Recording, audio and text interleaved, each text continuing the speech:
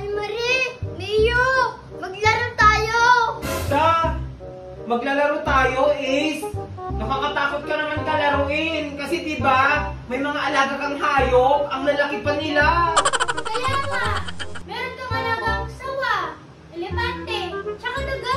Nakakatakot. Ah? Natatakot kayo doon? Huwag kayong mag-ala. Kasi, lumiit na sila. Hala! Lumiit na yung mga alaga mong hayop. Lumiit na yung sawa, elepante, tsaka daga mo? Oo, lumiit na sila. Hala! Lumiit na daw yung mga alaga niya talaga. Paano nangyari yun, Ace? Hindi ko alam eh. Pwede bang makita yung mga hayop mo kung talagang lumiit na sila? O sige, halika na kayo. Ngayon, nandito na tayo. Papakita ko na yung mga hayop. Excited na kayo? O sige! Excited na kami! Ito na yung sawa, oh. Ang liit niya na. Hala! Ang ganda naman ng sawa. Ang cute-cute niya. Ang liit-liit na niya ngayon, oh. Dati ang laki-laki niya. Oh, diba? Ang cute-cute niya. Kaya nga, hindi na yung mangangagat, for sure. Oh, ito naman yung elepante. Ang liit-liit. Oh my God!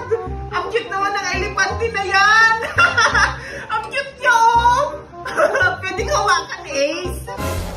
O sige, hawakan mo na. Hala!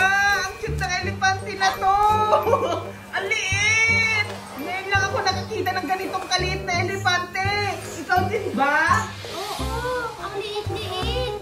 Ang cute! Itapon ko na, ha? Hala, ba't tinapon mo?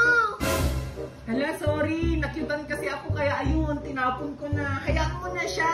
Eh, nasaan naman yung daga, eh? Yung daga, hindi lumiit. Ha?